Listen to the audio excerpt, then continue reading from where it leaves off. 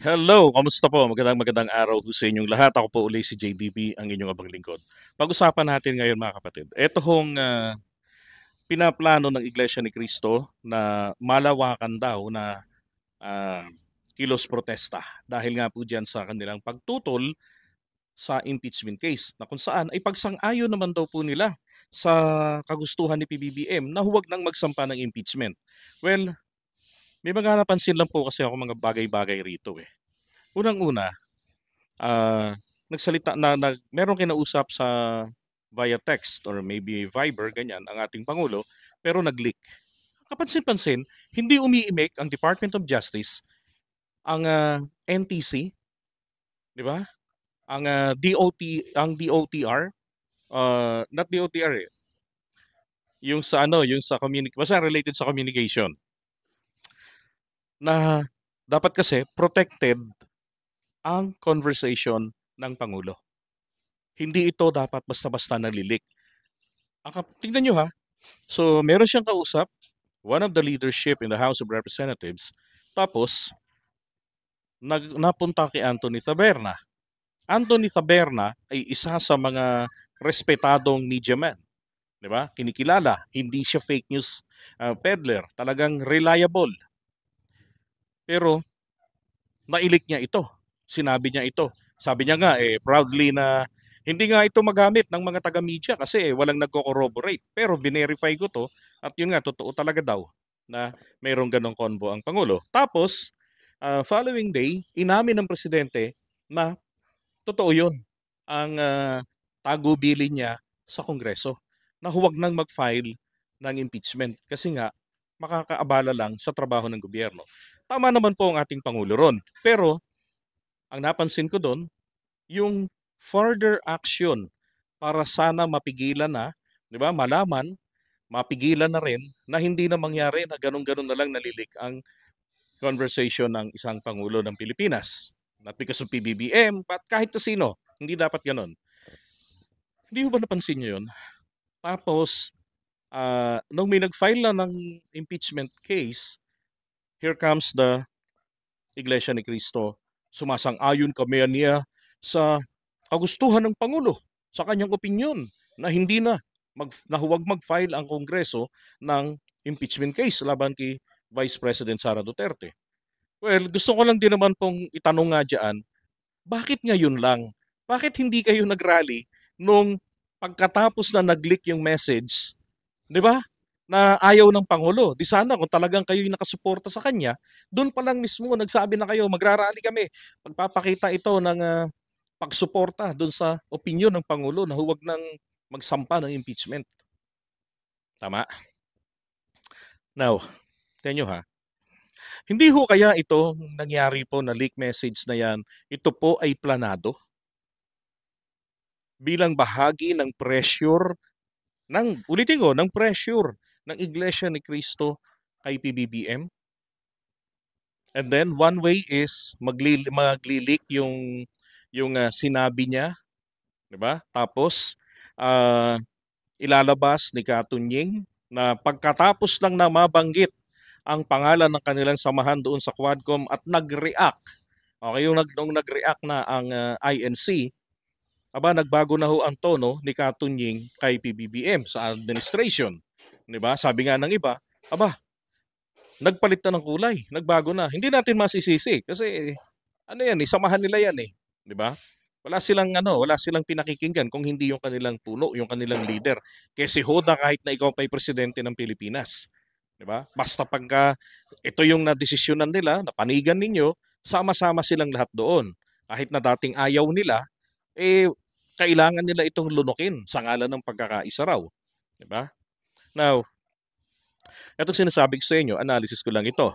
Hindi naman sa sinisiraan ko ang samahan ng Iglesia ni Cristo. Kapansin-pansin lang kasi, kawalan ng aksyon ni BBM, ng mga ahensya ng gobyerno para matrace sino yung kongresista na nag-leak niyan, 'di ba? Labag ho sa batas yun eh. Sensitibo ho yung bagay na yan eh. Nilik niya ng ganun-ganun lang, 'di ba? Oh. Maging si Katunying, hindi rin sasabihin niyan, i-avail niya ng SOTO law. 'Di ba? Ang tanong, bakit pinipressure naman JTB ng Iglesia ni Cristo si PBBM? Sabihin na lang natin, kinakampihan nila si Vice President Sara Duterte.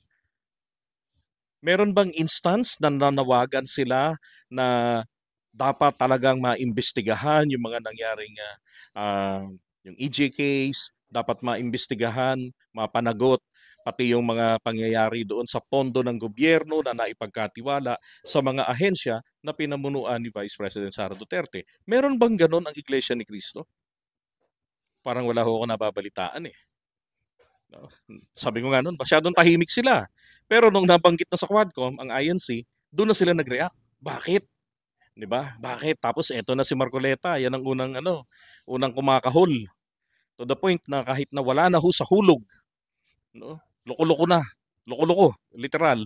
Ang maniniwala sa sangayon sa kanyang sinasabi na ang institusyon, yung Office of the President at saka yung Office of the Vice President, hindi dapat i-scrutinize, hindi dapat busisiin ng Kongreso bilang pagrespeto sa institusyon or sa opisina. Mali ho yun. Paano kung mayroong taong napwesto dyan na magnanakaw? Dahil lang sa ganong tradisyon, di ba, pababayaan na? Isa hong malaking katarantaduhan yan. Anyway, yan naman ho, mabutit na ungkat niya at hindi po pinahintulutan ng mga bagong miyembro ng Kongreso. Maari siguro dahil 17 years na siyang pabalik-balik bilang party list representatives mula sa iba't ibang mga grupo. Di ba? Naha-hire siya lagi bilang representante nila, bilang kongresista. No. Now, ang tanong nga, bakit i-pressure si PBBM? Sagot ko doon, dahil pinapanigan po nila ang mga Duterte. Kung inyong napansin, mukhang ipinatawag ng INC, etong si Duterte, at etong si BBM. Kasi kapansin-pansin eh, si Duterte pumunta doon para lang daw bumate. Hindi ba't ayaw nga niyang pumunta ng Manila at humarap doon sa Quadcom? Tapos biglang mabalitaan natin, pagkatapos ng magbabanggit yung pangalan ng grupo, ng samahan, nagpunta ng Sentral para bumate. Tapos, Sara Duterte pumunta rin. Di ba? Pagkatapos doon, si BBM, ang ating Pangulo, pumunta rin. Kaya lang, mukha nga raw pong ang pinaniniwalaan nila ng INC, eto hong mga Duterte. Kasi nga, masama ang loob, nabanggit ang pangalan nila. Ang dapat nga ho nilang um, kagalitan dito ay si Digong na bakit, 'di ba, nagpahanap ka ng tao na gagamitin mo, no, karelihiyon pa namin, gagamitin mo para gampanan ang mahandle yung war on drugs Davao style ninyo, 'di ba? Sa akin ang palagay, tanong ko rin yun eh, bakit ganun? Hindi kaya ito para masira ang INC tapos habang umaangat yung kanilang simbahan ni Apollo Kibuloy? Kasi yun ang karibal eh, o isa sa mga karibal ng INC dun sa Mindanao, 'di ba? At dito sa buong Pilipinas, pinalalakas ang kanilang simbahan. Tandaan nyo, si Duterte po ang administrator ng KOJC, ng simbahan nila, 'di ba? Now, dahil lamang po doon, si Digong ang inyong pinaniwalaan, si Sara ang inyong pinaniwalaan, samantalang itong si Sara ang mayroong issues, 'di ba? Si Duterte ay mayroong kaso sa ICC. Maraming mga napatay ng mga inosenteng sibilyan na nadamay noong panahon ng war on drugs. Hindi man lamang siyang gumawa ng anumang aksyon para ito ay hindi na maulit. Walang investigasyon. Diba? At ngayon, napipintong humarap siya o damputin siya ng Interpol dahil sa paglumabas na ang warrant of arrest ng ICC. Si Sara Duterte, tinatanong, ano hong nangyari rito sa confidential fund? Bakit po nagkaganito? Ayaw sumagot ng maayos. 'Di ba? Ayaw nung una magdalo, ayaw mag-take ng oath para bigyan ng assurance ang mga kausap niya, nagtatanong sa kanya na totoo ang iyong sasabihin. Nung pumunta roon sa Kongreso, nag-take ng oath, napilitan, 'di ba? Pero ano ho nangyari pag sumunod nun? Eksena, 'di ba? Yung special disbursing officer niya sa confidential fund niya na ospital din katulad ni Sulaika, pero prior to that, 'di ba? Pinagmumura niya ang ating presidente, F. Elisa, si Martin Romualdez. Hmm. Tapos ito din rin ang inaakusahan niya na siya ang nagbigay sa kanya ng utos may written instruction kung kukuha ng pera, kung kaninong pinagkakatiwalaan nila, at may video pa raw ng tao kung sino yun ang kukunan niya ng pera, at nakalagay dun sa envelope, DepEd, kaya ibinigay niya ang pera sa DepEd. Sabay mura. Di ba? Hindi ka panipaniwala na klase ng kwento. Tapos meron daw nagbabanta rin sa kanyang buhay, hindi naman niya madetalye. Hindi naman niya maipaliwanag. Nag-complain daw siya, wala naman siyang maipakitang dokumento. Oh. Minsan sabi pa nga, nag-complain siya sa media. Sa dismiss. Di ba? Ang daming hanas. Di ba? So mali ho kayo ng kinakampihan, INC. Kung kayo ay pumapanig dito. At saka itong rallying gagawin ninyo, ano to tawag dyan, gagamitin lang kayo. Ang tanong ko nga dyan sino ang makikinabang? Ang sagutin ko na. Ang sagot po talaga dyan ay ang mga Duterte. Di ba? Kasi that rally, mai-interpret yan ng mga tao na itong rallying ito ay pagsang-ayon dito bilang pagkampi sa mga Duterte, lalo kay Sara. Ayaw nila na siya ay ma-impeach. Di ba? Habang si PBBM naman ang ipinamumukha ng mga DDS na hindi, kunwari lang yung ayaw niya. Yung opinion niyang ganon. Ako, naniniwala rin po ako doon na ito ay kunwari lang. No? Pressure ito sa Pangulo na bilinan mo na, sabihan mo na ang Kongreso na ayaw mo ng impeachment para kay Sara. Keso ganito yung magiging problema. Ang kapansin-pansin pa po mga kapatid, si SMR, tinipon ni SMR ang AFP at nasiguro niya, nakuha niya ang assurance nila ng unwavering support sa ating Pangulo at sa kanya rin. Kapalit nito, ang pagsuporta sa AFP modernization at saka yung additional nating 600 pesos na allowance ng mga sundalo natin, which is good. Di ba? Ngayon, kagabi, ngayon ay December 5, December 4, so kagabi, nagkaroon po ng pagpupulong sa Malacanang, nasa 200 kongresista ang dumalo. Ano yun? Para saan yun? So kung si PBBM po ay pinipressure ng INC, mukha pong ang ating Pangulo ay nami-pressure na rin sa mga miyembro ng Kongreso, ng mga kaalyado niya. So ano hong ibig sabihin nito? Ibabasura nila ang impeachment cases na naisampa na. Ang impeachment cases po, ayaw man ng Pangulo natin. Yan po ay karapatan ng mga Pilipino na i-reject kung sino man ang impeachable official na ayaw na nila. At hindi ito marapat kapag ka na-file na, opinion lang sa Pangulo, i-file nila, hindi niya po ito dapat trabahuin para ito po ay mapawalang bisa. Hayaan niyang umusad ng sistema. Kung hindi naman po ito umaakma ron sa standard na kailangan tingnan nila ng Kongreso at maibasura, at least hindi siya nanghimasok, hindi siya humarang. Diba? Now, pag-usapan natin ito, ano ang magiging epekto ng pagharang ng Pangulo? Kung napansin nyo mga kababayan, ang ating Pangulo at saka etong mga makabayan block, na-appreciate nila yung ginagawa ng Pangulo . Di ba? Wala silang hanas dito kay PBBM.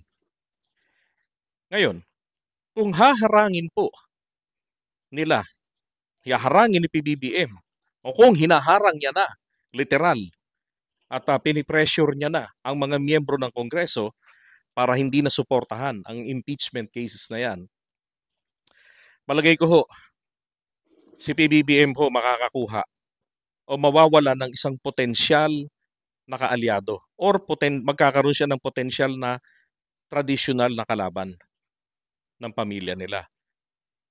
Alam nyo, balikan lang natin ang kasaysayan Wala pa hong grupo talaga na ang nagkaroon po ng katibayan na may kakayanang magpatawag ng malakihan talaga at walang atrasan na people power. Walang iba ho kundi ang mga liberal. Only the liberals. Nationalista, wala yan. Tae yan. Diba?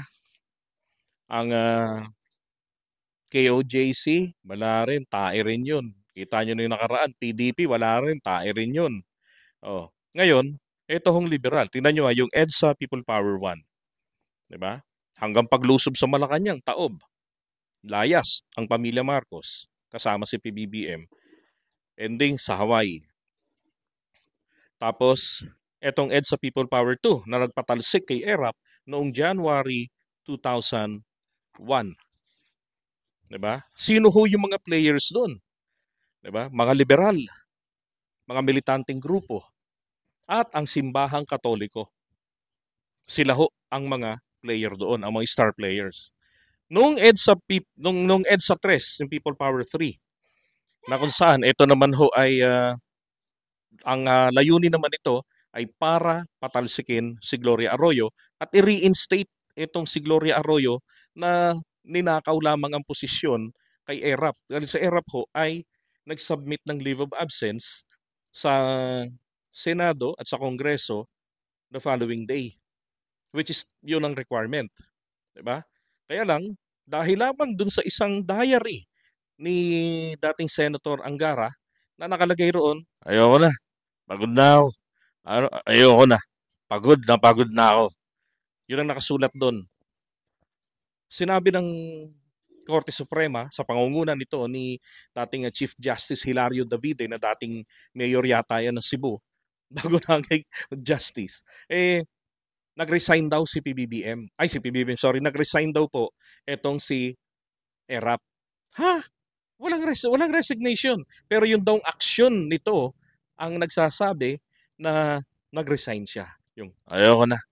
Pagod na ako. Yan tinutukoy ni ERAP, sabi niya, pagod na ako dahil balik-balik yung mga emisary dito, na mga nagpapalaya sa kanya, nagsasabi, yung mga ganun. 'Di ba? Yung mga sumusuporta sa kanya, pagod na siya ron sa mga sa mga pagkalas ng mga tauhan niya, iniiwan siya, panghuling na pressure ng umalis sa kanya ay si Ping Lacson, 'di ba? So napilitan na rin siya kasi nilulusob na Malacanang. At ako po, ang inyong abang lingkod, kabilang ako ron sa last 35 people or 38 na dinatnan po ng lusubin si ERAP sa Malacanang. Nandun kami sa Mindiola at nakipagbatuhan. So, tanggal si ERAP. Sino po ang star player doon? Militanteng grupo, liberals, at simbahang katoliko. Pero yung EDSA 3, sabihin ko sa inyo, nang nilusob namin si ERAP, sino po ang star player doon? PMAP, Partido ng Masang Pilipino, which is kami, mga Pilipinista, mga Marcos loyalist na sumuporta kay ERAP dahil avid na supporter yan. Hindi iniwan ni ERAP noon si Apo Lakay noong 1986. To the point na nawala na siya sa pagka-mayor kaysa sa piliin niyang bumaliktad at umanib kay Cory Aquino. Di ba? Now, yung isang linggo namin pananatili doon sa EDSA Shrine noong April 2001, parami kami ng parami. Nangyari ho kasi yan nung arestuhin si ERAP eh. At nakakaawa yung itsura ng dating Pangulo na Utragis, nagmamugshot, di ba? Tapos hindi naman tinapos ang impeachment sa kanya. Talagang planado, sabi nga ni Arroyo, from day 2 ng presidency ni ERAP, sinimulan na nila talagang planuhin paano siyang pababain. Diba? So parang ganun din kay PBBM. Di natin maiaalis yan. May mga ganyan talaga. Mga ganid sa kapangyarihan. And it sounds like history is repeating itself. Kung hindi magiging maingat, magiging matalino si PBBM at ang kanyang mga advisors sa pagharap sa mga to at hindi siya magpakita ng kamay na bakal, baka ho mangyari yung ala ERAP style. Now, tingnan nyo ha, EDSA 3. Kami, Partido ng Masang Pilipino, tapos eto hong mga Marcos loyalist, at saka etong Iglesia ni Cristo. Yun ang nagparami dun sa rally namin. Umabot ang mga tao hanggang dun sa Meralco, along Ortigas. Tapos, dun hanggang sa may Mega Mall. Yung iba nga, maabot na raw ng Guadalupe, sa Tulay. Tapos, Boni Serrano, Bandang Krame area yan, ganyan, Pacubao area. Umaabot doon. Ganun ho karami. Sabi nga sa estimate, umabot po ng mga nasa 700,000 katao kami. Pero ho, nung inaya na namin sila at ginawa na po namin ang paglusob sa Malacanang, ito mga miyembro ng Iglesia ni Cristo ho nag-uwian. Totoo yun. So, ang naiwan po doon ay mga nasa 3 or 500 katao na lang. Kami na mga dumaan dito sa Mindiola, along Recto and then Mindiola kami dumaan. Dahil ilalim kami ng nagtahan eh. Oo. Umibabaw pala kami ng nagtahan sa may Arellano, ganun. Tapos, kahit tinitirgas kami, ganyan, diretso kami ng Mindiola. Tapos yung iba naman, galing po ng San Miguel, sa ilalim po ng nagtahan sila dumaan, San Miguel area. Naharang po sila doon. Ngayon, nung makapasok po kami sa harapan mismo ng gate ng Malacanang, nandun kami. Dumaan kami sa may Mindiola, San Beda, CEU. Nagulat ho kami nung paglingon namin kasi ang binabalita sa radyo noon, sa TV, nasa 200 lang daw po kami, 300 ganyan. Naku ho, paglingon namin, yung dating hindi mo matanaw ang dulo, nung oras nung yan ng umaga, tanaw na po namin talaga ang dulo namin. Nawala ho yung malaking bilang ng kasama namin. Nag-uwian. Kaya ho, dumating yung mga sundalo, madali ho kaming na-disperse kahit na nanlaban pa kami. Naalala niyo yun sa kasaysayan natin. 'Di ba? Kaya ho nabigo ang EDSA 3. Dahil yung mga kasama namin, nagsi-uwian, nagsipulasan. So malayong malayo ho, doon sa dalawang naunang EDSA People Power. At gayon din naman ang nangyari rito sa EDSA 4 o EDSA 40 ng mga DDS. Di ba? O, kada na lang araw, People Power, ano ho nangyari? Wala, kamote. Hanggang nung Lunes, which is the 7th day, ay sila na nagsabing, stop na muna tayo, pahinga na. Tapos balik tayo ng Friday, December 6. At yun nga po ay bukas. Alright, so sa akin lang, akala ko ba, Iglesia ni Cristo, hindi kayo nakikialam o nagdidikta sa politika. Pero ano to? Impeachment is a political process. Merong prinsipyo sa ating saligang batas. If you respect that, the separation of church and state, kaya nga hindi kayo binubuwisan eh. Pero dahil po sa kayo ay nakikialam sa ganyan, nami-pressure kayo. Siyempre, yung mga politiko natin, mapipressure yung mga kongresista eh. Lalo yung mga district congressman, kung merong mga INC sa mga lugar-lugar nila, di ba? Mag-aalala yung mga yan na baka hindi sila i-endorso. Naku po, paano kung maraming member doon? Hindi sila mananalo sa eleksyon. Di ba? So, pwedeng ganun. So, dapat hindi kayo nakikialam. Kung sa tingin nyo, yung pagboto, pagkakaisa, sige. Pero pagdating sa mga ganitong mga political processes, hayaan nyo ang tamang sistema. Dahil hindi naman kayo bahagi ng konstitusyon. Diba? Bahagi lang po tayo ng public opinion. Doon lang po tayo. Pero hayaan nating gampanan ng mga mambabatas ang kanilang trabaho. Huwag ninyong hadlangan ang karapatan, ang constitutional rights ng sino mang Filipino na magsampa ng impeachment laban sa sino mang impeachable officials ng ating bansa. Huwag niyong pipressurein. Diba? Alright, so sa akin ito lang po yung aking opinion na mukhang ang ating Pangulo po under pressure na Iglesia ni Cristo para talaga maprotektahan si Sara Duterte na hindi ma-impeach under the guise of kami ay sumang-ayon sa kalooban ng ating Pangulo, Bongbong Marcos, na huwag nang magsampa ng impeachment dahil sa ito ay makakaabala lamang sa trabaho ng gobyerno. Diba? Ganun. Alright. Kasi ang tanong ito eh. So after the impeachment, what's next? Ano ang susunod na ipipressure sa Pangulo para kay Sara Duterte? Or para sa mga Duterte? At kapansin-pansin din po mga kapatid ha, a day before, na-cancel po ang supposed hearing kanina, December 5, ng Committee on Good Government na dumidinig sa mga usapin ng confidential funds and regular funds ng DepEd at ng Office of the Vice President ni Sara. Di ba? So ano ang susunod na ipipressure dito? Ang plunder case? Hindi kaya ganun? Papaharang sa Pangulo na huwag nang magsampa? Aba, kawawa ang taong bayan sa ganyan. So kayong mga miyembro, mag-isip kayo. Tama pa ba yung ganito na nagkakaroon ng itong matindihang cover-up? Respect the separation of church and the state.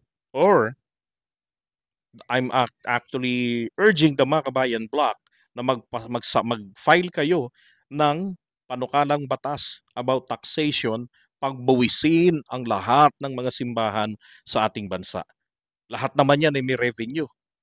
Di ba? Magbuwis, ordinaryong Pilipino nga, nagbubuwis by force. Hindi ka makatanggi, di ka pwedeng mag-delay. Oh, makukulong ka pa. Pero dapat ang mga relihiyon dito, mga simbahan, nagbubuwis sa Pilipinas. Di ba? Alright, so Mr. President, are you indeed under pressure? Kasi kung hindi ka under pressure, ito lang yan. Kailangan nyo hong magsalita na kahit na ito ang aking opinion na nag-leak, ako ay sumusuporta sa pagsulong nila ng impeachment at hindi ko hinaharangan, hindi ko hinahadlangan ang hakbangin na yan sapagkat yan ay constitutional rights ng bawat Pilipino na i-reject ang sino man sa aming mga impeachable officials sa paraan ng impeachment. At papanagutin ito sa paraan ng pagsasampa ng kaso pagkatapos or habang dinidinig ang impeachment laban sa sino man sa amin. At inaatasan ko ang mga ahensya ng gobyerno na tukuyin kung sino ang kongresistang kausap ko na nag-leak ng conversation namin at papanagutin ito ng House Committee, ng House Ethics Committee sa kanyang ginawa. Pagka ganyan Mr. President, maniniwala ako sa iyo na hindi ka under pressure. Alright? So mga kapatid, please, iparating natin sa Pangulo, share this video. Alright? Thank you so much. And again, ako po si JDB.